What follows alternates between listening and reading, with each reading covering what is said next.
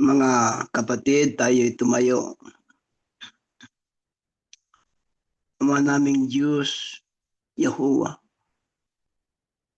makapangyarihan ka sa lahat. Dumating na ang aming oras ng pagsamba po sa iyo.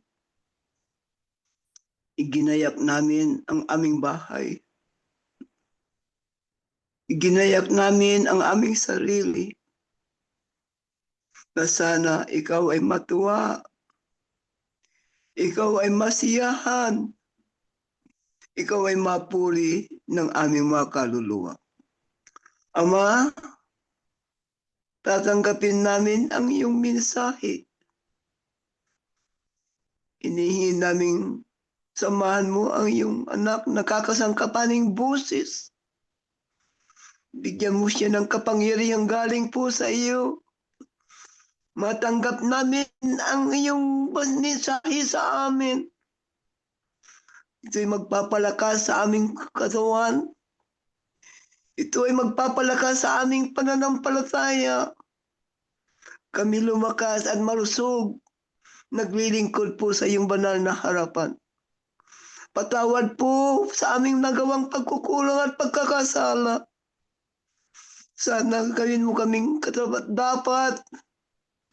Kaaya-aya sa iyong harapan sa pagsambang ito. Madama ka namin ng aming puso. Madama ka namin ng aming kaluluwa. Kami lumakas.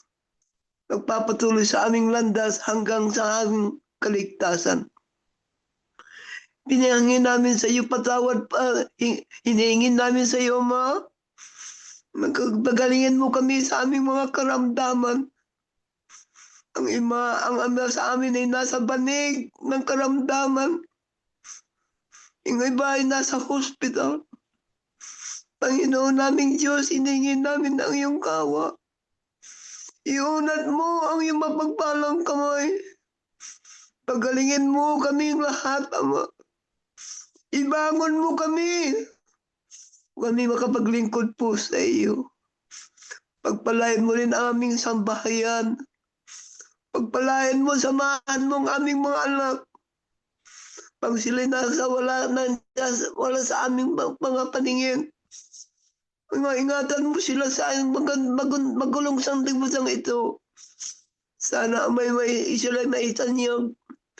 Sila'y lumakas, sila'y magpatuloy. Naglilingkod po sa iyong banal na harapan. Dala namin aming munting abuloy sa oras na ito. Ang aming hiningi, basbasan mo sana ang aming abuloy. Magamit ito sa iyong kapurihan. Magamit sa iyong paglilingkod po sa iyo. Tulungan mo kami sa aming mga pag-aalap buhay. Tulungan mo kami, bigyan mo kami ng kalakasan. Bigyan mo kami ng karunungan. Bigyan mo kami pa ng mga oportunidad upang kami makakita ng masaganang biyayang galing sa iyo. Magamit namin hindi lamang sa aming paglingkod. May bahagi din namin sa aming mga kapatid na naghihirap, nangangailangan ng iyong mga tulong. Tulungan mo kami sa aming pagsamba, Ama. Babasbasin mo ang bawat sambahayan, bawat pamilya nakikinig, at idulot mo sanang kaming lahat ay maging karapat-dapat. At kami ay lumakas sa aming pananampalataya, nagpapatuloy sa aming mga landas. Lubos ang aming pagtitiwala. Pinakinggan mo ang bawat isa sa amin. Iunat mo yung masagalang basbas sa bawat sambahiyan ng iyong mga anak. Ang lahat ng ito aming hinihingi sa ngalan ng aming tagapagligtas, Yahushua Amasiya. Amen.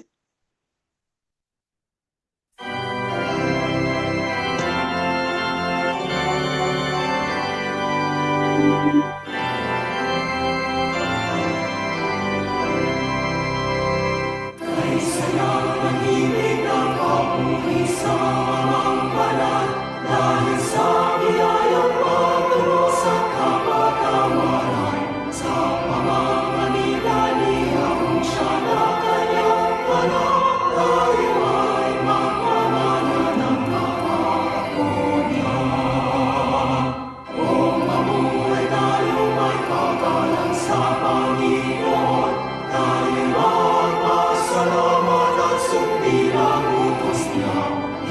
siyang kasalanan ng ating mapagkuya, tayo ay sumalanan sa mabuting gawa.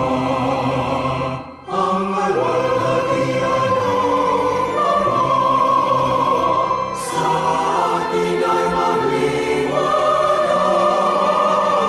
mangitin ang ilaw niya, ibalik ang aral, at kapalagalan niya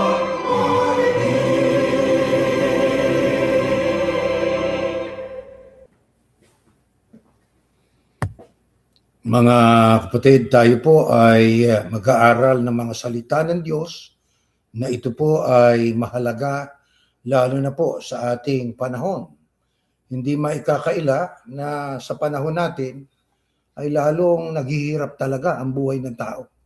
Ang halaga ng 1,000,000 ay halos 10,000 na lang eh. Ang usapan ngayon ay milyones, di ba? Ang halaga ng 100 ay baliwala na sapagkat ang mundo ay patungo na sa kanyang kawakasan. At dahil po sa kahirapan, mga kapatid, ang tao'y abalang-abala sa paghahanap buhay at ang tao'y madalas na talagang nag-uukol ng panahon para kumita ng karagdagang salapi para sila'y mabuhay at masuportahan ang pangangailangan ng kanilang pamilya. Pero sa gitna po ng mabilis na pagtakbo ng buhay ng tao, abalang-abala ang tao sa buhay na ito. Ang problema ay nakakalimutan po yung pinakamahalagang utos na ibinigay sa atin ng ating Panginoon Diyos. Sa Biblia po, nang tanungin ang ating Panginoong Yahushua kung ano ang pinakadakilang utos, ay buong-buong sinagot niya ito nang sabi niya, ibigin mo ang Panginoon Diyos ng buong puso, buong kaluluwa, at buong lakas, at ibigin mo ang iyong kapwa, gaya ng pag-ibig mo sa iyong sarili. Alam niyo, ito po ang puso ng ating pananampalataya, ang pag-ibig sa Diyos at sa kapwa. Hindi ito simpleng damdamin. Ito ay may kalakip na gawa. At sapagkat ang tunay na pag-ibig sa Diyos ay hindi maaaring umiral kung wala tayong pag-ibig sa ating kapwa. At ang pag-ibig sa ating kapwa, mga kapatid, ay walang lalim kung hindi nakaugat sa pag-ibig sa Diyos. Kaya sa araw na ito, mga kapatid, ating tatalakayin kung paano natin isa sa kabuhayan ang dalawang utos na ito, bakit mahalaga ang mga ito sa ating buhay bilang tagasunod ng Kristo, at paano tayo tinatawag na pamilya ng ating Panginoon Diyos na may pag-ibig sa kapwa sa ating pang-araw-araw na pamumuhay, sa ating pinagtatrabahuhan, sa eskwelahan, sa ating pamilya, sa ating lipunan. Kaya mahalaga na ating pag-aralan ito, mga kapatid. Ano ang kahulugan ng pag-ibig sa Diyos? Pakinggan natin ang unang talata sa ating pag-aaral. Ganito po ang ating mababasa, ating pong pakinggan ang pahayag sa Biblia. Pero mapalad ang taong nagtitiwala at lubos na umaasa lamang sa akin, sapagkat sa Kanya tayo nangabubuhay at nagsisikilos at meron tayong pagkatao. Yung dalawang talatang yan ay ating pinagsama, parehong mga salita ng Diyos, ang isa'y sa lumang tipan, ang isa'y sa bagong tipan. Diyan sa ating binasa, mga kapatid, maliwanag na ang sabi, mapalad ang taong nagtitiwala at lubos na umaasa lamang sa akin. Ang tinutukoy diyan, pag-asa at pagtitiwala sa Panginoon Diyos. Ang ganung tao ay mapalad. Bakit dapat tayo magtiwala sa Panginoon Diyos na yun po'y kahayagan ng ating pag-ibig? Sapagkat sa Kanya tayo nabubuhay Di ba? Hindi naman tayo nabubuhay sa ganang atin Nagsisikilos tayo, hindi dahil sa ating lakas, hindi. Ang totoo, mayroong pagkakataon, ibig natin kumilos, habang tayo natutulog, ang tawag nila ay bangungot, hindi tayo nakakakilos ng ganang atin. Maliban na lang kung tayo'y pakilusin ng Panginoon Diyos. At mayroon tayong pagkatao na gaya ngayon sa atin. Alam nyo, ang ating tanong ng sabi ay, anong kahulugan ng pag-ibig sa Diyos? Pagtitiwala, alam niyo ang tunay na umiibig sa Diyos, lubos na nagtitiwala sa Kanya. Ang pagtitiwala ay kahayagan ng pag-ibig at ang pagtitiwala ay isang pundasyong matibay ng ating relasyon sa ating Panginoon Diyos. Kaya mahalaga po na tayo magtiwala sa Panginoon Diyos sapagkat yun ang siyang kahayagan ng ating po na pagtitiwala at pag-ibig sa Kanya. Anong malinaw po ayon sa Biblia na itinuturo ng pagtitiwala sa Diyos? Pakinggan po natin sa Roma 15:13. Puspusin nawa kayo ng Diyos na siyang bukal ng pag-asa at naway pagkalooban niya kayo ng kagalakan at kapayapaan sa pamamagitan ng inyong pananampalataya upang mag-umapaw ang inyong pag-asa sa pamamagitan ng kapangyarihan ng Espiritu Santo. Ano ang malinaw na itinuturo ng pagtitiwala sa Panginoon Diyos? Dito malinaw na dito ay nagtitiwala ang mga tao na umiibig sa Diyos sapagkat ang Diyos ang bukal ng pag-asa. Di ba? Sa Kanya tayo umaasa. Siya ang talagang pinagmumula ng ating pag-asa. Kung walang Diyos, saan tayo? Sabi nga, huhugot ng pag-asa sa ating nanay. Meron din kahinaan yan, tatay natin, mga kapatid natin, kapwa-tao. Hindi, sa Diyos lang. Kaya ang Diyos ang dapat nating ibigin sapagkat siya ang pinanggagalingan ng lahat, siya po ang bukal ng pag-asa ng bawat tao. Hindi ba totoo yan mga kapatid? Tayo siguro kung wala kung wala tayong tiwala sa Panginoon Diyos sa tingin nyo tayo makatatagal ng ganito? Ba hindi. Hindi natin matatagalan tong kahirapan, karamdaman na yan na hindi maalis-alis sa katawan natin habang tumatanda tayo. Pero ang Diyos ay bukal ng pag-asa, ang ating tiwala ay nasa Kanya. Kaya hindi tayo dapat na mawalan ng pag-ibig at pagtitiwala sa magagawa ng Diyos. Bakit natin dapat sampalatayanan na si Yahuwah na ating Diyos ang ating tanging pag-asa? Next slide, ganito po nakasulat, mga kapatid. Ang lahat ng mabuti't ganap na kaloob ay buhat sa Diyos mula sa Ama na lumikha ng mga tanglaw sa kalangitan. Hindi siya nagbabago o nagdudulot ng bahagyamang dilim dahil sa pagbabago. Niloob niyan tayo maging anak niya sa pamamagitan ng salita ng katotohanan upang tayo maging pangunahing higit kaysa lahat ng kanyang mga nilalang. Napansin ba ninyo ang pangungusap na ginamit diyan sa sulat ni Santiago? Ang sabi ay niloob niyang tayo maging anak niya sa pamamagitan ng salita ng katotohanan. Magiging anak ng Diyos ang tao sa pamamagitan ng katotohanan. Kaya mahalaga ng tao nakikinig ng katotohanan o salita ng Diyos. Ano kahalagahan nun? Ang sabi, upang tayo maging pangunahing higit kaysa lahat ng kanyang mga nilalang. Kaya ang mga tao na ang turing ng Diyos ay mga anak niya, higit yan. Ang pagturing ng Panginoon Diyos ay pangunahin yan sa lahat ng kanyang mga nilalang. Kaya balikan natin ang ating tanong, bakit natin dapat nasampalatayanan si Yahuwah ang Diyos ng pag-asa? Sapagkat yun nga, lahat ng mabutit ganap na kaloob ay galing sa Ama. Siyang lumikha ng tanglaw sa kalangitan. Hindi siya nagbabago. Maaaring tayo magbago, pero ang Diyos ay hindi. Nag-aabang ang Diyos. Naghihintay ang Diyos sa kanyang mga anak na nagkasala, naligaw ng landas, magbalik loob lang sa Kanya, hindi magbabago ang pag-ibig ng Diyos. Kaya ang pag-asa natin, ilagak natin sa Diyos.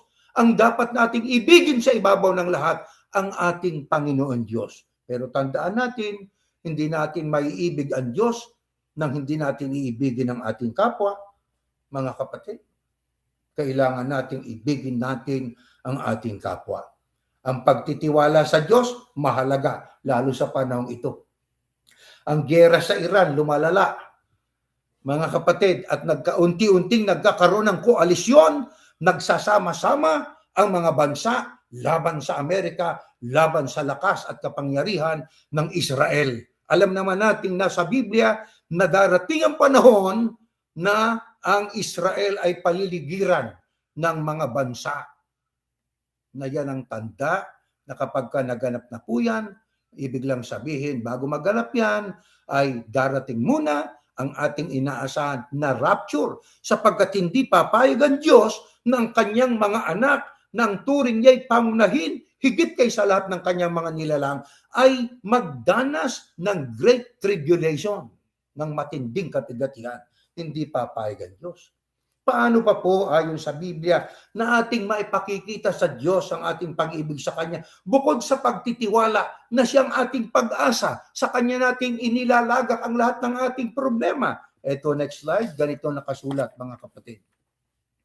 Lagi kayong magalak, laging manalangin, at magpasalamat kayo kahit ano ang mangyari. Dahil itong kalooban ng Diyos para sa inyo na mga nakay Kristo o sa Kristo Yahushua. Umaga, tanghali at gabi, dumaing ako at nagbubuntong hininga sa Kanya at ako'y pinapakinggan niya.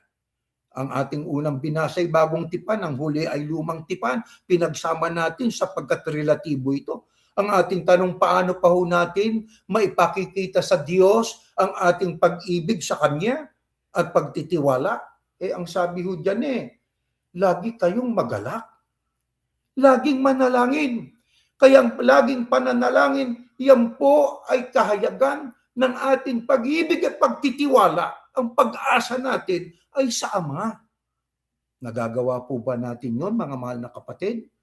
Lalo na po ngayon. Hinihikayat tayo ng mga salita ng Diyos na tayo po ay manalangin palagi. Sa ating pananalangin, lagi nating unahin, salamat po, dakilang Ama. Sapagkat maraming tao ngayon, hindi ang Diyos ang pinasasalamatan. Hindi si Yahuwah, kaya nagdaramdam ang Panginoon. Kaya ang nangyayari sa panahon natin ngayon, yan po'y kahayagan ng pagdaramdam ng Panginoon. Darating ang panahon talaga ng bawat isa'y magsusulit sa Kanya. Bawat isa, hindi bawat pamilya. Kaya ang sabi nga ay work for your own salvation. Kaya dapat bawat isa sa atin ay matutong maging mapanalanginin sa Panginoon Diyos. Ang hirap na ho ng buhay Lalo pa nga ngayon. Kaya ang sabi, maging mapagpasalamat kahit ano mangyari. Umaga, tanghali, gabi. Sabi ni Haring David, ako ay dumadaing at nagbubuntong hininga sa Kanya. Ano ibig sabihin nagbubuntong hininga? Sa Kanyang mga nararanasan sa buhay ni David. David din siyang pinagdaan ng hirap. Bagaman siya'y nagkasala pero pinatawad siya. Nanalangin siya sa Panginoon Diyos. Dumadaing siya at nagbubuntong hininga. Ibig lang sabihin, sa Diyos niya ay dinadaing ang kanyang mga pighati, ang kanyang mga problema, ang kanya sigurong mga pinagdaraan ng mahihirap na bahagi sa kanyang buhay. At ano ang sabi ni Haring David? At ako'y pinapakinggan niya. Mga kapatid, hindi natin nakikita ang Diyos. Mga kapatid, wala tayong boses na nadidinig kapag tayo nananalangin sa Panginoon Diyos. Pero paano sumasagot ang Panginoon Diyos? Sinasagot niya tayo sa pamamagitan ng pangyayari sa ating buhay. Di ba totoo yun? Sinasagot tayo sa pamamagitan ng pangyayari. Sa ano pang mga pagkakataon natin, maipakikita ang ating tunay na pag-ibig kay Yahuwah na ating Diyos. Next slide. Ganito nakasulat. Dahil ang tunay na umiibig sa Diyos ay sumusunod sa kanyang utos at hindi naman mahirap sundin ang kanyang mga utos. Paano pa natin maipakikita ang ating tunay na pag-ibig kay Yahuwah na ating Diyos? Sumunod tayo. Mahirap ang buhay? Oo. Mahirap din ang pagsunod sa kalooban ng Diyos? Aba, hindi. Hindi naman mahirap ang wika. Sabi sa talatang binasa natin, sundin ang kanyang mga utos. Kung hindi mahirap, sa makatwid, magaan. Magaan ang pagsunod sa utos ng Diyos kaysa paglabag. Hindi ba? Pag lumabag ka, kalaban mo batas. Kalaban mo konsensya mo. Uusigin ka ng iyong budhi. Pero pagka tayo sumusunod sa kalooban ng Ama, kahit mahirap ang buhay, mapayapa ho tayo. Bakit? Sapagkat tayo nabubuhay ng ayon sa kalooban ng Ama. Di po ba? Ano ang pahayag ng Panginoong Yahushua kaugnay nitong talatang ito? Next slide. Ito ho ang ating mababasa. Kung mahal nyo ako, susundin nyo ang aking mga utos. ay ito'y Panginoong Yahushua ito. Ang pagsunod sa Diyos kay Yahuwah, pagsunod sa kanyang mga utos. Ang pag-ibig sa Kristo din naman ay ang pagsunod din sa kanyang utos. At hihilingin ko sa Ama na bigyan niya kayo ng isang tagatulong na sa inyo magpakailanman. Siyang banal na espiritu na tagapagturo ng katotohanan. Hindi siya matanggap ng mga taong makamundo dahil hindi siya nakikita o nakikilala ng mga ito. Pero kilala niyo siya dahil kasama niyo siya at sa inyo magpakailanman. Ang kausap ng Kristo rito, mga alagad niya. Ano ang sabi ho niya? Mahal niyo ako? Sundin niyo ang aking mga utos. Kaya ang pagsunod sa utos ng Diyos at pagsunod sa utos ng ating Panginoong Yahushua, ayon ay pag-ibig kay Yahushua at pag-ibig sa ating Panginoon Diyos na si Yahuwah. Kaya dahil diyan, sa pagsunod, anong garantiya ng Kristo? Ibibigay sa atin ang tagatulong. Mang-aaliw sa ibang salin. Yan ang banal na espiritu. Ano halaga nun? Yun ang magtuturo sa atin ng katotohanan. Kaya ang Espiritu Santo ang siyang dapat nating matanggap para ang katotohanan ng salita ng Diyos ay ating maituturo sa tao. Bakit mahalaga ang Espiritu Santo at bakit mahalaga yon para sa atin? Sapagkat yun ang gumigiya sa atin para ating malaman yung katotohanan. Kaya yung sinasabing iugnay mo kami sa ganitong leader, hindi na natin kailangan yun. Dapat iugnay tayo sa Espiritu ng ating Panginoon Diyos. Alam niyo, ang Espiritu Santo, parehong isinusugo ng Ama, parehong isinusugo ng Anak. Kaya, kapag ating tinanggihan ng Espiritu Santo, yan ay kasalanang walang kapatawaran. Bakit mahalaga na ating matanggap ang Espiritu Santo? Kasi hindi ho kilala ng mga taong taga-mundo o taga-sanglibutan. Pero tayo, kilala natin ang Espiritu Santo. Sa anong sentido? Alam natin ang katotohanan Una, nalaman natin ang pangalan ng tagapagligtas, Yahushua. Pangalawa, ay nalaman natin na ang kanyang ama na si Yahuwah ang siyang nag-iisang tunay na Diyos. Nalaman lang natin yon nung isugo ng ama ang kanyang bugtong na anak. Kahayagan ng kanyang pag-ibig sa sangkatauhan. Kaya kung ang sangkatauhan ay mahal ng Diyos, mahalin din natin ang sangkatauhan. Yun ang ibig sabihin nun. Ibigin ng Diyos, ibigin ng kapwa. Di ho ba mga kapatid? Hindi natin pwedeng sabing iniibig ko ang Diyos, pero hindi natin iniibig yung ating kapwa. Kailangan po ang pag-ibig din sa ating kapwa nakaugat sa pag-ibig natin sa Panginoon Diyos. Hindi pwedeng paghiwalayin yon.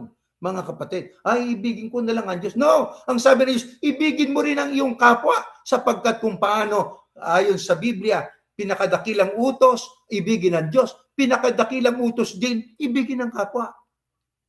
Kaya ang pag-ibig mahalaga lalo ngayon. Alam nyo, walang pag-ibig ang mundo Kaya giyera dito, patayan dito, ang mga ibang mga nangangaral ng Biblia doon lalo sa mga lugar na mapapanganib, pinupugutan ng ulo, pinapatay. Ganun katindi Bakit? Walang pag-ibig Ang iba mapagsamantala, walang pag-ibig. Yan ang kahigan ng walang pag-ibig. Kaya mga kapatid, mahalagang pag-ibig. Maaaring paulit-ulit natin pinag-aaralan ito sapagkat malimit din nating makalimutan Hindi ho ba? Tao tayo na hindi perpekto, tao tayong dapat mapaalalahanan araw-araw. Ano pangako ng Panginoon Diyos? Sa lahat ng susunod sa kanyang mga utos ng buong pag-ibig. Next slide, ganito nakasulat. Pakinggan po natin, Matthew. Kung lubos ninyong susundin si Yahuwah na inyong Diyos at gagawin ang lahat ng utos niya na ibinibigay ko sa inyo ngayon, gagawin niya kayong nakakahigit sa lahat ng bansa rito sa mundo, pagsunod na may pangakong pagpapala. Ito'y Israel. Na itong pangakong ito'y hindi po absolutong sa kanila lang. Kanino nakatukoy din ito at ito'y referido rin, ito'y tumutukoy din sa mga tao maging sa panahon natin. Ano sabi? Kung lubos niyong susundin si Yahuwah na inyong Diyos, gagawin ang lahat ng utos niya na ibinibigay ko sa inyo ngayon, yan ay sa Israel, gagawin niya kayong nakakahigit sa lahat ng bansa. Kaya ang Israel kahit maliit, malakas. May pangako kasi ang Diyos Gustong iburahin ng mga tao, mga bansang nakapaligid ang Israel sa mapa, hindi mabura-bura. Bakit? Sabi ng Diyos Pag sumunod lang kayo, at isa pa nga, mayroong eternal covenant ang Panginoon Diyos kay Abraham. Ang Israelita ngayon, yung bansang Israel, lahi ni Abraham yun eh. Mayroong eternal na covenant o tipan ng Diyos na isinagawa na ibinigay niya kay Abraham. Kaya ang Israel, kahit maliit yan, malakas. Pero kailan lalakas yan? Kung susunod, tayo, maliit lang tayo sa bilang. Kukunti tayo sa bilang. Pero ang pagliligtas ay hindi nakabatay sa bilang. Pero kahit konti tayo, kung tayo po naman ay nasa pagsunod, ano ang sabi? Ang sabi ng Biblia, pagsunod na may pangakong pagpapala. Sa makatwid, sa mga sumusunod po, mga kapatid, may pagpapala. Hindi natin mapipigilan ang pagdating ng pagpapala pag tayo sumusunod. Pero kahit anong gawin natin, kung tayo hindi sumusunod, magiging mailap ang pagpapala. Mahirap ang buhay. Kaya mga kapatid, mula sa aming mga ministro, sumunod po tayo. Paano natin malalaman, paano natin magagawang pagsunod? Alamin natin kung anong susundin natin. Paano natin malalaman kung anong susundin natin? Makinig tayo sa mga aral ng Diyos. Ano bang ipinakikita ng lubos na pagsunod sa kautusan ni Yahuwah? Next slide. Ganito nakasulat. Pinag-isipan ko kung paano ako namuhay. Ito pa. At napagpasyang kong sumunod sa inyong mga turo. Ito pahayag ni Haring David. Agad kong sinunod ang inyong mga utos. Hindi siya, sabi nga, na hindi niya dinelay ang pagsunod. Sapagkat delayed obedience is disobedience. Yung binibimbin natin, saka na ako gagawa, saka na ako ganito, saka na ako magmimisyon, saka na ako magbabagong buhay. Alam niyo, sabi ni David, agad kong sinunod ang inyong mga utos. Kahit iginagapos ako ng masasama, hindi ko kinakalimutan ang inyong kautusan. Kahit hating gabi, gumigising ako upang kayo pasalamatan sa inyong matuwid na mga utos.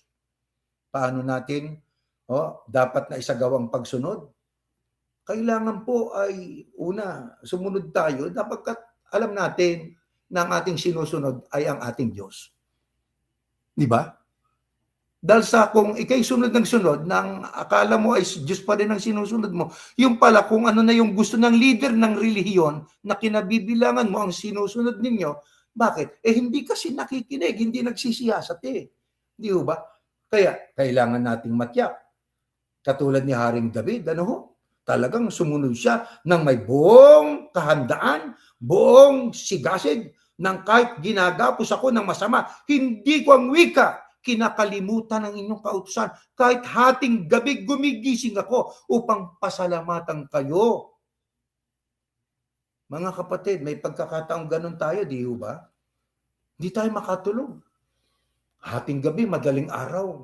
Ano ang malimit na gawin natin? Na itatanong natin, ba't kaya ako hindi pa pinapayagan ng Diyos na makatulog? Giisip tayo, ano ba yung mga talata sa Biblia na kailangang malaman namin? Binubulay-bulay natin yung mga aral niya, di ba? Kaya sana ganun po gawin po natin, mga mahal na kapatid. Pasaganain natin ang ating kaisipan at ang ating mga puso sa pagsunod sa mga aral ng Diyos. Paano pa natin maipakikita ang pagsunod? Ito po, next slide. Pakinggan po natin ito, mga kapatid. Nakatitiyak tayong kilala natin ang Diyos kung sinusunod natin ang kanyang mga utos. Ang nagsasabing nakikilala niya ang Diyos, ngunit hindi naman sumusunod sa kanyang mga utos ay sinungaling at wala sa kanyang katotohanan. Ngunit sa sino mang sumusunod sa salita ng Diyos, lubos na natupad sa kanyang pag-ibig ng Diyos. Napapansin po ba ninyo yun? Sa sino mang sumusunod sa salita ng Diyos, lubos na natupad sa kanya ang pag-ibig ng Diyos. At sa ganitong paraan natin malalaman na tayo nasa Kanya, ang sino mang nagsasabing siya sa Diyos, dapat siyang mamuhay ng tulad ni Yahushua ang Kristo. Paano pa natin maipakikita ang ating lubos na pagsunod sa kautusan ni Yahuwah? Mga kapatid, kailangan po na dyan sa ating binasa, ang pagsunod ay yan ang kahayagan na tayo po ay tunay na may matuwid na relasyon sa Panginoon Diyos. Bakit? Sapagkat ang nagsasabing kilala niya ang Diyos, ayaw namang sumunod. Di ho ba? Sa salita lang. Pero doon sa gawa ay hindi naman niya ginagawa yung utos ng Panginoon Diyos. Nagiging sinungaling ho siya. Ayaw natin na maging ganun tayo. Di po ba? Kailangan na tayo po ay totoo sa harap ng Diyos. Wala naman tayong maitatago sa Diyos eh. Di ho ba? Ang sinasabi ng ating bibig ay nadidinig ng ating kapwa. Pero ang nilalaman ng ating puso ay ang nakakakita lang nun ay ang Diyos. Di po ba? Kaya pag sinabi nating, Ama, mahal ka po namin. Ama, susundin ka po namin. Ang tinitingnan ng Diyos doon, hindi yung sinasalita natin. Ano nilalaman ng puso nito? Susunod kaya talaga ito? Kaya mga kapatid, ang pagsunod mahalaga. Ano ang inaasahan ni Yahuwah sa lahat ng kanyang pinagpapala dahil sa kanilang pagsunod? Next slide. Ito ho nakasulat. At magpasalamat kayo kahit ano ang mangyari dahil ito ang kalooban ng Diyos para sa inyo na mga nakay Kristo Yahushua, nasa Kristo Yahushua. Tandaan natin, pag tayo nasa Kristo Yahushua, mayroong inaasahan ng Diyos. Maging mapagpasalamat tayo. Patunayan natin na tayo nasa Kristo. Lagi natin gawin po yon mga kapatid. Sa lahat ng pagkakataon, pasalamatan natin ng Ama sa lahat ng biyayang ibinibigay niya sa atin. Kahit ano ang sitwasyon natin, kahit konti, sagana, ano man ang ating sitwasyon, may karamdaman wala, pasalamat tayo sa Ama. Nakita niyo ang dalangin kanina ni Haring David, nagbubuntong hininga niya at saka siya'y dumadaing sa Ama, nagpapasalamat pa rin siya sa Diyos. Kaya nga maging si Job, noong sabihin sa kanya ng kanyang asawa, noong mali po ng kanilang mga pag-aari, pati ng kanilang mga anak ay nangamatay na lahat, ang sabi niya, Job, sasamba ka pa rin mo sa Diyos mo. Ang sabi ni Job, hangal kang babae sapagkat marunong ka lang tumanggap ng mabuti kung masama ayaw mo nang tanggapin. Hubad ang wika ako, sabi ni Job na lumaba sa sinapupunan ng aking ina. Kung kailangan ko'y hubading bumalik, gagawin ko yun. Ano ibig sabihin? Ano man ang sitwasyon sa buhay natin, dapat nating pasalamatan ng Diyos. Opo. Ano ang pahayag ng Biblia tungkol sa pagpili ng kabutihan kahit mahirap? Ang pagpili sa pagsunod sa kalooban ng Ama kahit mahirap ang sitwasyon ng buhay. Next slide. Ito yung mga talata na karagdagang kaalaman. Sa Roma, huwag kang padaig sa masama, kundi daigin mo ang masama sa pamamagitan ng mabuti. Tama? Masama na mundo, masama ng nagaganap sa paligid natin. Huwag kang madaig noon. Daigin natin na masama sa pamamagitan ng paggawa ng mabuti. Mikas, ipinakita na sa iyo o tao kung ano ang mabuti. Ang gumawa ng tama, ang umibig sa awa, at ang lumakad ng may pagpapakumbaba sa Diyos. Sa makatuwid, yan pa'y isa sa mga kahayagan na ang pagpapala ay naroon sa pagpili ng mabuti. Nang sabi, kung ipinakita na sa iyo o tao kung ano mabuti. Ano ba yung mabuti? Yung salita ng Diyos. Gumawa tayo ng tama, umibig sa atin, umibig sa awa, at ang lumakad ng may pagpapakumbaba. Ano sabi pa ni Pablo? Huwag tayong mapagod sa paggawa ng mabuti. Nakakapagod na, kapatid na ministro. Ano ho ang nakakapagod? Ang buhay na ito, totoong nakakapagod. Alam nyo, sa Amerika, sa edad na 70, 80, ang iba'y nagtatrabaho pa eh. Bakit? Sa totoo lang, dolyar ang kinikita mo, dolyar din naman ang pambayad mo. Sa mortgage mo, di ba? Pag tumigil ka sa pagtatrabaho, ay tumigil na rin ang pagbayad mo sa mga dapat mong bayaran. Baka ikay maging homeless. Hindi ganun kadali sa Amerika eh, di ba? Kaya ang sabi, huwag tayong mapagod sa paggawa ng mabuti. Ang magtiyaga sa trabaho, mabuti po yon. Pero ang mga bagay na yon, pansamantala lang. Ano yung higit na dapat natin na itanim sa isip natin na dapat natin gawin? Yung pagsunod sa kalooban ng Ama. Di ba?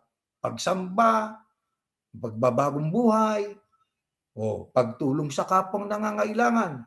Ano sabi pa ni Pablo? Sapagkat sa takdang panahon, tayo aani kung hindi tayo susuko. Kaya kahit mahirap, may pangako. Ano pangako? Aanihin natin. Meron tayong aanihin. O, ano yung ating aanihin? O edi yung pagpapalang galing sa Ama. Higit sa lahat, yung spiritual na kapayapaan, yung pong kasiguruhan na ating pinag-aaralang salita ng Diyos ay talagang tunay. Diba?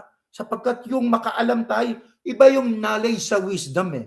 Yung wisdom, yung ikaw ay mayroong binigyan ka ng Ama ng kapasidad na maintindihan mo salita niya. Biyaya ho yun na hindi pwede nating ipagpalit sa anumang bagay sa lupang ito. Ano pa sabi ni Pedro? Mas mabuti pang magdusa dahil sa paggawa ng mabuti kaysa paggawa ng masama. Kung ito ang kalooban ng Diyos. Ang katwid, nagdusa tayo sa paggawa ng mabuti, di bale. May pangako. Bakit? Ginawa natin ang kalooban ng Ama. Inusig tayo. Itinakwil tayo. Tayo ay ikangay minaltrato. Di bali na ako'y magdanas, na tayo magdanas na ganon na hirap sa pagsunod kaysa tayo ay naghirap sa paggawa ng masama. Kaya mga kapatid, dito sa ating pinag-aaralan ito, sana po patuloy nating yakapin niya mga katotohanan yan. Napakaganda ang pagpili ng paggawa ng mabuti, mga kapatid. Lalo na po sa panahong ito. Sa panahong ito, ang tanging ating pag-asa ay si Yahuwah. Wala na pong iba. Darating ang panahon, itong Amerika, sapagkat sa hula, ang tanging makatutulong sa Israel kapag ka napaliligiran na siya ng maraming bansa, hindi Amerika. Ang Amerika ay pahina ng pahina. Marami na tayong nagamit na mga kagamitang pandigma sa Iran. Hindi forever. Sabi nga, the fall of the Roman Empire. Sino mag-iisip ng Romano? Ang imperyo ng Romano noon ay babagsak. Napakamakapangyarihan noon. Itong ating bansa na kinalalagyan ngayon, ang Amerika, sino ang magsasabing ito'y mananatiling malakas? Ang tanging pag-asa ng Israel, darating ang panahon, tanging Kristo lang. Hihina Amerika. Darating tayo dyan. Sa tanggapit hindi ng tao. Nasa hula kasi po yun eh. Nasa Biblia po yun, mga kapatid. O ano pa ang mga pahayag ng Biblia? Karagdagang kaalaman na dapat malaman natin. Next slide. Ito ho ang ating mababasa, mga kapatid. Ang salita niya katulad ng ilaw na nagbibigay liwanag sa aking dadaanan. Napakadilim ng mundo. Napakadilim ng kinabukasan at ng panghinaharap na darating sa buhay natin. Kaya para maging maliwanag kahit madilim, ang salita ng Diyos ang ating panghawakan. Yun ang ating po napahalagahan. Bakit? Yun ang tanglaw, yun ang ilaw na nagliliwanag, nagbibigay liwanag sa ating daraanang nakadiliman sa mundo. Dahil diyan, mga mahal na kapatid, ano ang pahayag pa ni Santiago na ito ang dapat nating sampalatayanan? Next slide. Dahil sa pagsunod sa mga aral ng Diyos, mapalad ang taong nananatiling matatag sa kabila ng mga pagsubok. Dahil pagkatapos niya mapagtagumpayan ng mga ito, tatanggapin niya bilang gantimpala ang buhay na walang hanggan na ipinangako ng Diyos sa mga nagmamahal sa Kanya. Pag-ibig sa Diyos, pag-ibig sa kapwa. Ano ang sabi? Tatanggapin niya bilang gantimpala. Alin? Yung buhay na walang hanggan. Sino tatanggap nun? Ang sabi, mapalad ang taong nananatiling matatag sa kabila ng mga pagsubok dahil sa pagkatapos niya mapagtagumpayan ng mga ito.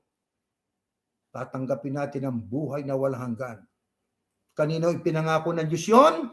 Sa mga nagmamahal sa Kanya o sa mga umiibig sa Kanya. Tandaan natin, hindi natin maihihiwalay ang pag-ibig sa Diyos sa pag-ibig sa kapwa. Pag inibig natin ang ating Panginoon Diyos, ibigin din natin ang ating kapwa. Ano dapat nating isaalang-alang upang ating mapatunayan ang ating pag-ibig kay Yahuwah sa pamamagitan ng ating pagyakap sa Kanyang mga utos? Next slide. Ito nakasulat, 119. Bigyan niyo ako ng pangunawa. Yan ang wisdom. Sa inyong kautusan. At ito'y buong puso kong susundin at iingatan. Kaya yung nang malaman natin ang pangalan ng Diyos Yahuwah, ang pangalan ng anak niya Yahushua, wisdom niya na ipinagkaloob ng Ama. Malaman natin ang millennial kingdom na yan, wisdom niya na kaloob ng Ama. Yan ang dalangin ni Haring David, bigyan niyo ko ng pangunawa sa inyong kautusan. At ito'y buong puso kong susundin at iingatan. Sana ganun din tayo, mga kapatid. Paano tayo magkakaroon ng wisdom kung hindi tayo nagbabasa ng kautusan ng Diyos? Paano tayo magkakaroon ng wisdom kung hindi natin binabasa at pinakikinggan ng mga aral ng Panginoon Diyos? Paano natin buong puso at susundin at iingatan kung hindi natin pinapahalagahan ng mga aral ng Diyos? Kaya mga kapatid, sana ho, maging bahagi na ng buhay natin, magbukla tayo ng Biblia, magbasa tayo ng Biblia. Alam niyo, nakakatuwa yung mga tao na iba na nagbabasa ng Biblia, kahit sa courthouse, no? Makikita niyo yung iba, baon-baon nila Biblia. Kaya nasasabi natin na ang mga taong ito talagang mahilig sa salita ng Diyos eh. Yun ay mga taong hindi natin alam kung ano meron sila, pero nagbabasa sila eh. Tayo ho ang sabi, sa mga nagmamahal sa Diyos, sa mga anak ng Diyos, may inaasahan siya. Na ano? Na makinig sa kanyang kautusan, maging mayaman, yumabong ang ating kaalaman tungkol sa utos ng Diyos.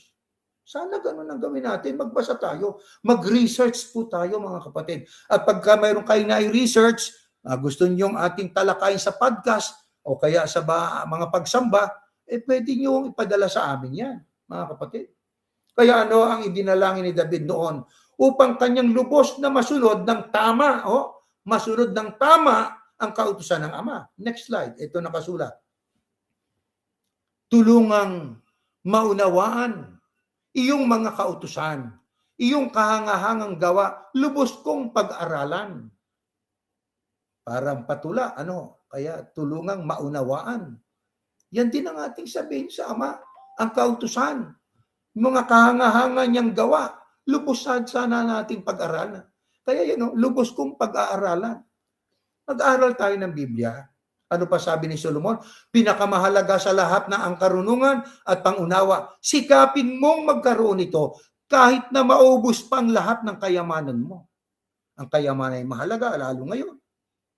Hindi lang sa pangsarili, para sa pagtulong sa kapwa. Pero yung halaga ng kayamanan, baliwala, kumpara sa karunungan at pangunawa sa mga salita ng Diyos. Sapagkat ang kayamanan lilipas pero ang salita ng Diyos at ang mga aral niya ay magpakailanman. Sa yumayakap at sumusunod sa kalooban ng Diyos, magkakaroon ng buhay na walang hanggan. Kaya pahalagahan natin ang pagsunod. Pahalagahan natin ang pag-aaral ng mga salita ng Diyos. Kung tayo ay nag-aaral, ang malalaman ba natin lahat ng kalooban ng Ama, mga kapatid? Aba, hindi. Ayon sa Deuteronomy 29:29, ang mga bagay na hayag ay sa Diyos, ang mga bagay na lihim, ang mga bagay na hayag ay sa tao, ang mga bagay na lihim ay sa Diyos. May mga bagay na lihim na hindi ipinaunawa sa atin ng Diyos. Bakit? Sapagkat kung lahat ay pinaunawa sa atin ng Diyos, para tayong Diyos na. The only one who is omniscient, ang nag-iisang nakakaalam ng lahat ay walang iba kundi ang Panginoong Yahuwah lang. Maging ang Panginoong Yahushua, meron siyang hindi alam. Ano yun? Yung kung kailan siya isusugo para sa kanyang eklesiya, hindi ho ba? Ang Diyos ay omnisciente. Hindi rin natin malalaman yun. Yung iba, nagusto na lang doon sa itinuro ng leader. Limitado yung alam. Hindi binabasa ang Biblia. Kulang sa kaalaman. Ano panganib nun? Next slide. Ganito nakasulat, mga kapatid.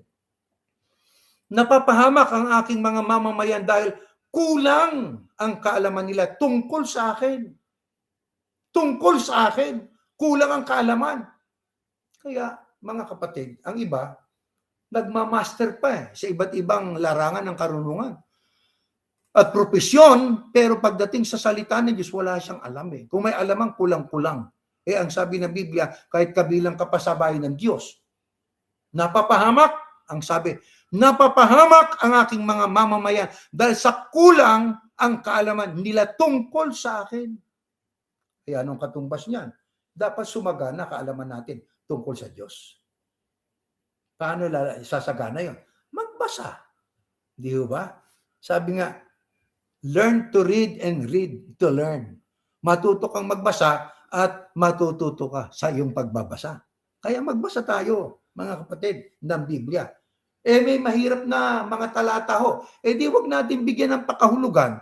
Mag-aralan tayo, mag-ugnayan tayo sa isa't isa, at sa tulong ng Espiritu Santo, malalaman natin ang kahulugan.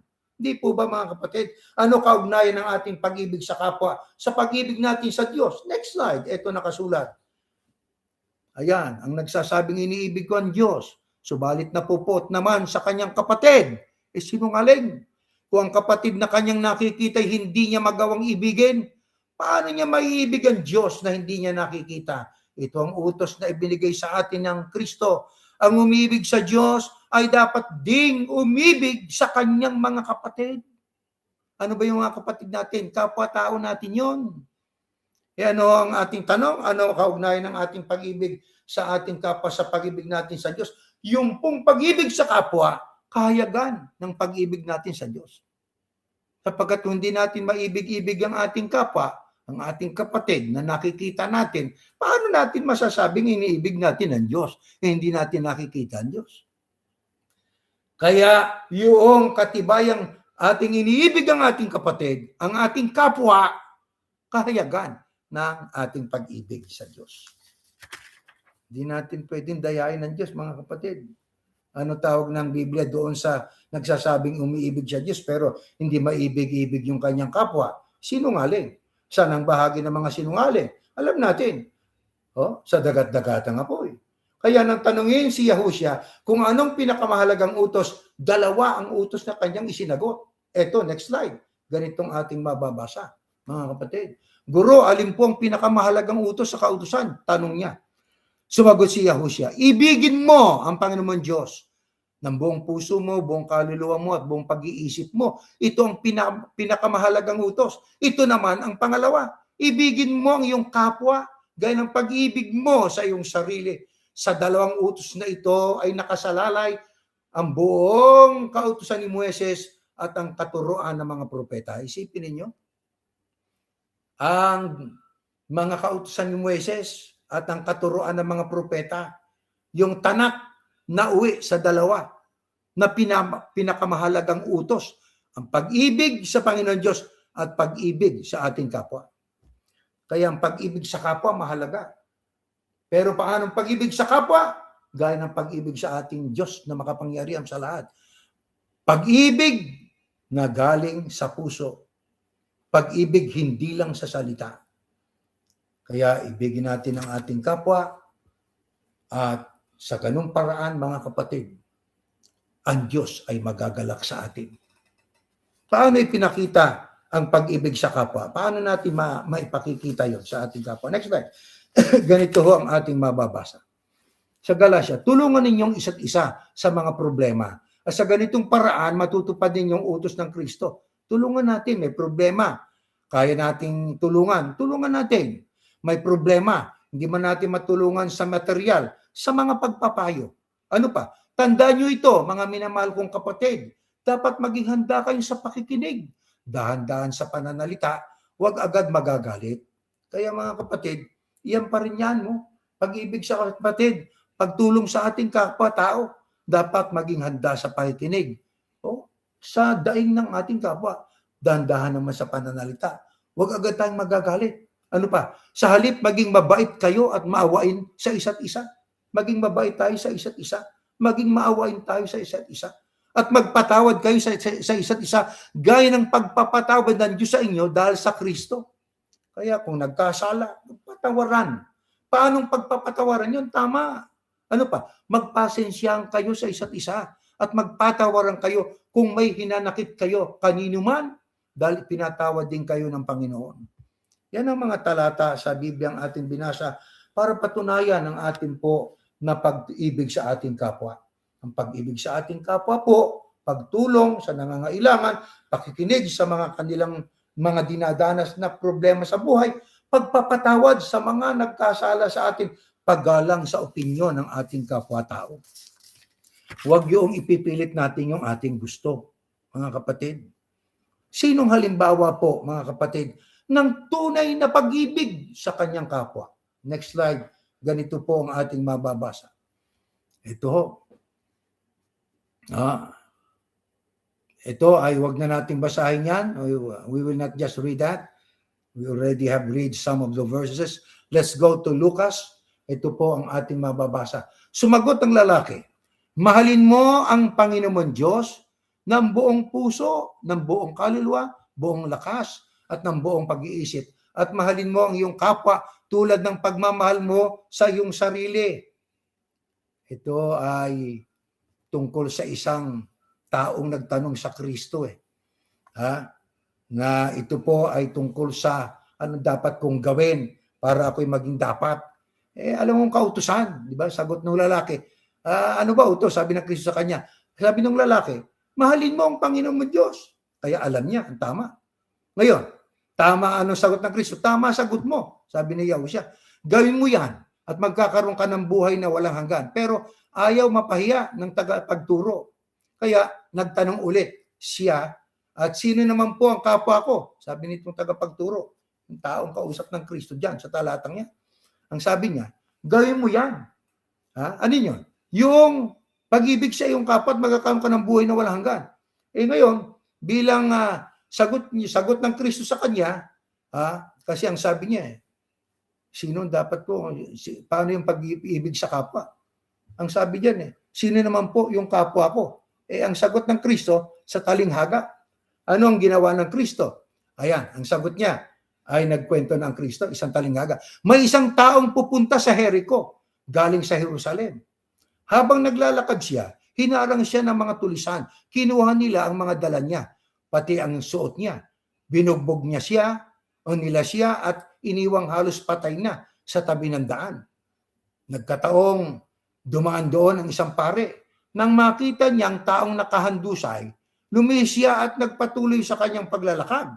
Napadaan din ang isang Levita at nakita niyang tao pero lumihis din siya sa kabilang daan at nagpatuloy sa kanyang paglalakad. Pero may isang Samaritanong naglalakbay na napadaan doon. Nakita niya ang taong nakahandusay at naawa siya at nilapitan niyang lalaki.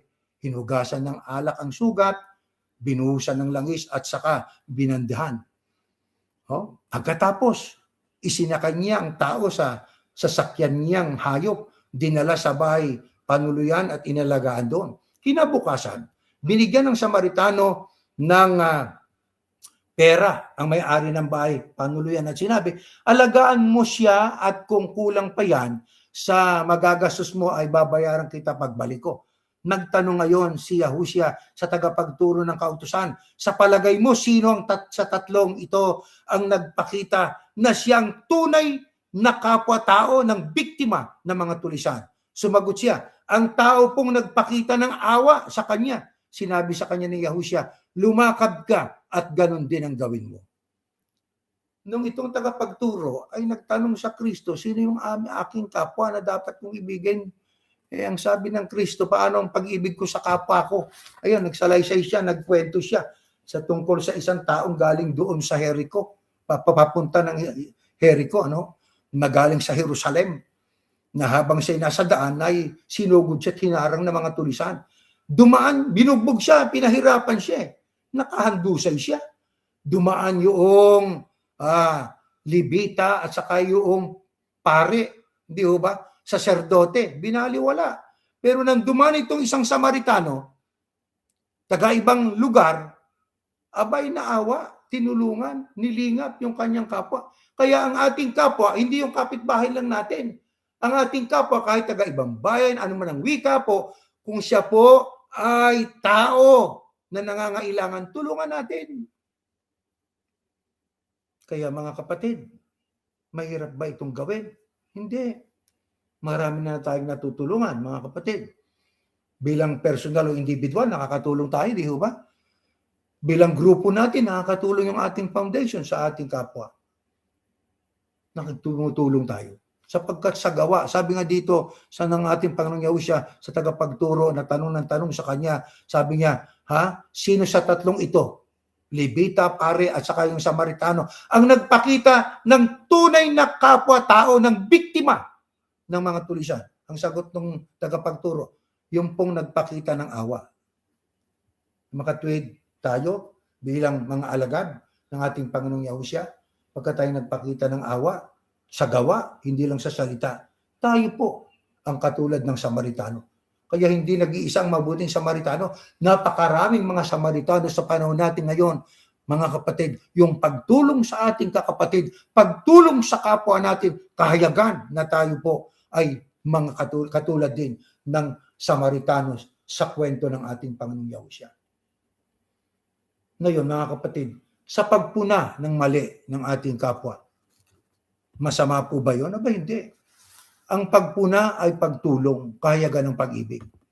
Anong ating layunin sa ating pagpuna sa ating podcast? Ang layunin, ang ating motibo, tulungan na maituwid ang mali. Kahayagan ng pag-ibig yon. Anong ating layunin? Para sila'y magbago, magbalik loob sa Panginoon Diyos. Bakit? Obvious naman kasi ang kamalian eh. Masama namang alam natin ang tama, payuhan sila, ayaw nating gawin sapagkat gusto nating, sabi nga ay walang magagalit sa atin.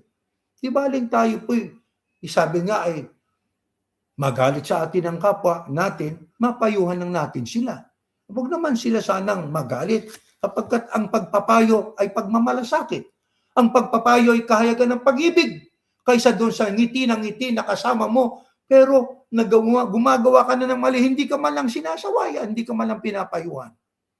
Di ba mga kapatid? Kaya sa atin, dito sa atin, tayo nagpapayuhan, tayo tumutulong sa kapwa-tao natin. Kung tayo nagkakamali, tayo po ay hindi dapat makita sa atin yung pride. Sapagkat yung pride, yung pong kalaban ng kababaang loob.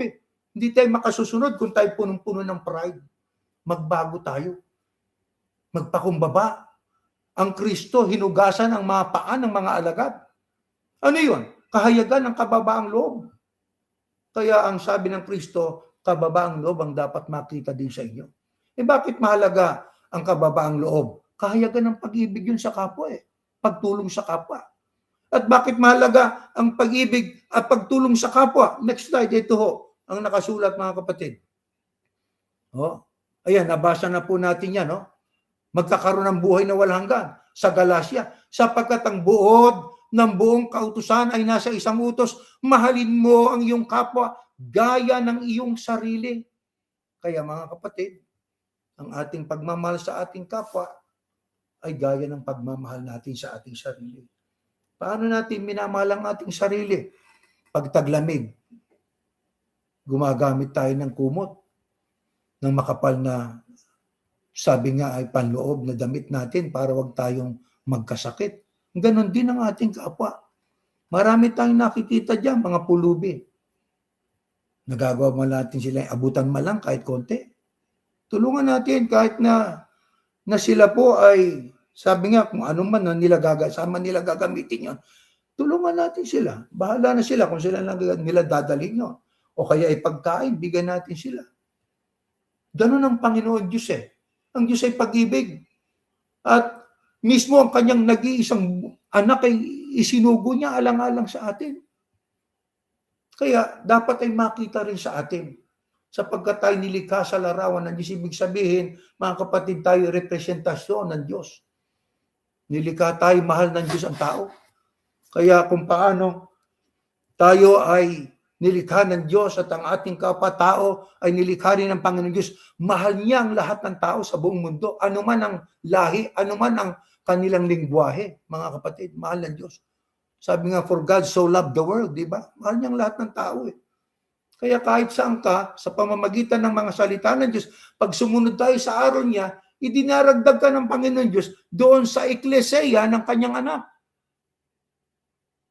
Kapag ka nakita sa atin ang pag-ibig sa Ama at sa ating kapwa. Lalo na po ngayon, mga kapatid, pumanatag ho tayo. Huwag tayong mataranta sa nangyayari ngayon. Kung mayroon tayong pag-ibig sa kapwa, pag-ibig sa Ama, pumanatag tayo. Maaring sa isang iglap may mangyaring mabibigla ang lahat. Katulad ng nangyari nung yung paglusob at yung pag-atake nila sa Twin Tower sa New York, nabigla tayo noon. Pwede bang mangyari uli ang ganoon sa ibang paraan? Pwede. Kaya ano dapat sa mga kabilang sa eklesia, pumanatag tayo, may Diyos tayo. Ang ating Diyos ay si Yahuwah. Basta sundin natin ang kanyang kalooban, ang Diyos ay nasa piling natin. Yan po ang ating leksyon tayo po ay tumayo't mananalangin tayo. Aming Panginoon, aming Diyos na si Yahuwah, sa iyo kami ay nagpapasalamat. Salamat po ng marami. Hindi namin maubos isipin na magpahanggang ngayon, nananatili po kaming nakakatawag sa iyo. Sapagkat alam namin, hindi naman kami perpekto. Hindi kami nakasusunod na ganap sa mga utos mo. Sa kabila po ng aming paghahangad, yun ang kahayagan na talagang abang tao kami. Sino ang makapagliligtas sa amin sa aming mga kahinaan? Wala. Ikaw lamang, Panginoon Diyos, ang siyang aming madudulugan at aming madadaingan. Sapagkat alam namin, mapagpasensya ka, Ama. Mapagpahinuhod ka. Kaya ang aming panalangin sa aming pagsamba, kaawaan mo po na makita sa amin ang pag-ibig sa iyo sa magitan ng pag-ibig sa aming kapwa. Kung kami man po, Panginoon Diyos, ay naglalakbay sa buhay na ito, hindi ito ang aming sariling tahanan.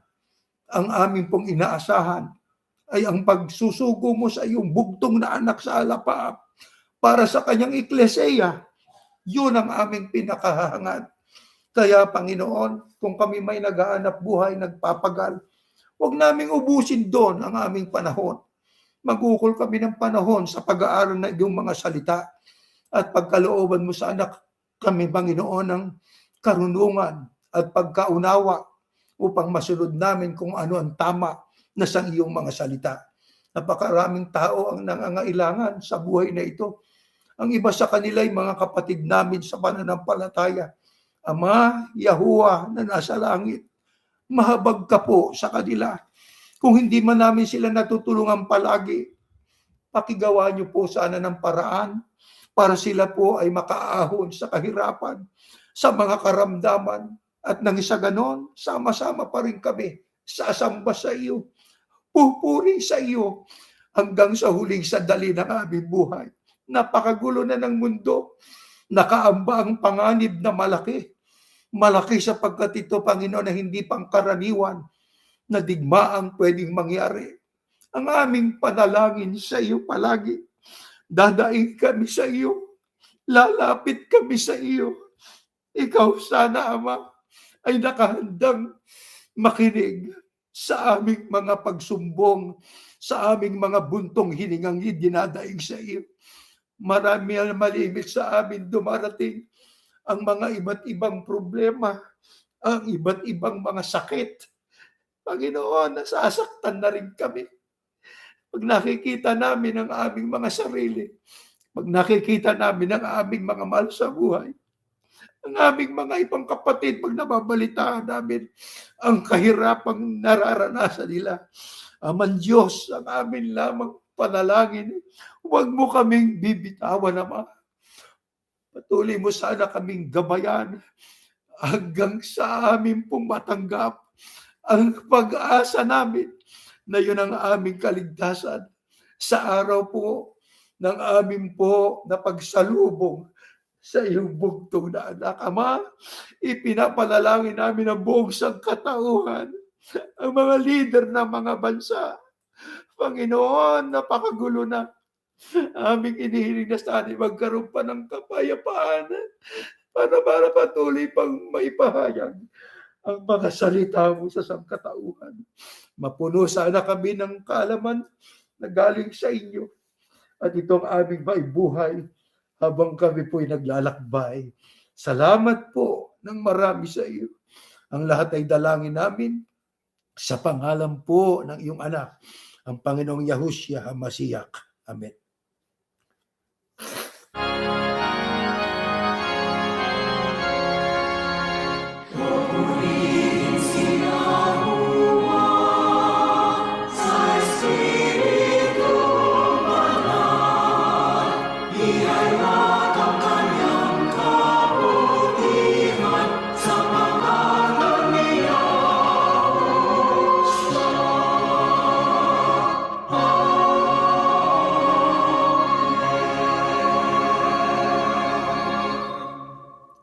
Biyayang pagliligtas ng ating Panginoong Yahushua ang pag-ibig ng Diyos na si Yahuwah at ang patuloy na paikilakip ng Espiritu Santo sinawang sumaating lahat ngayon at magpakailanman.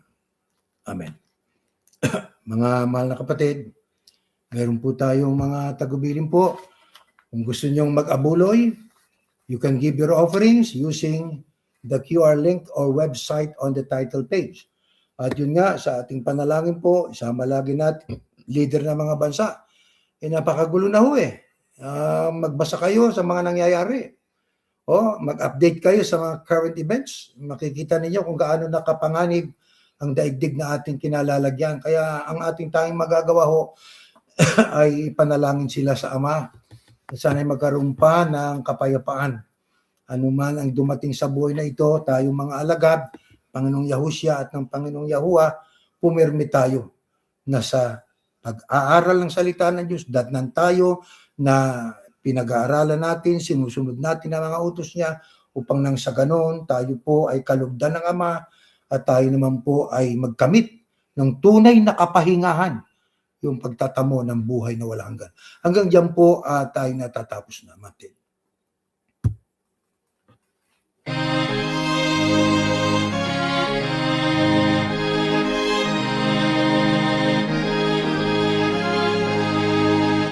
Isa puso natin ang aral ng Diyos Yahuwa at maging matatag. Pagkatyak na darating araw ng paghuhukom o kaya